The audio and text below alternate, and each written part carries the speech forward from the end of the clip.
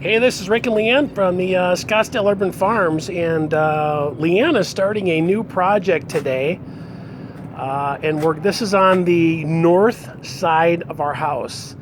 So it really only sees just a peak of the morning sun this time of the year, and in the summer it will get more morning sun, but then in the afternoon it'll get a filtered light as well, because we have some seriously tall trees that will cover this. But what we have to do with this Arizona soil is we have to soak it for quite a while to do like a perk test to see what we're dealing with. Is it sand based? Is it clay based?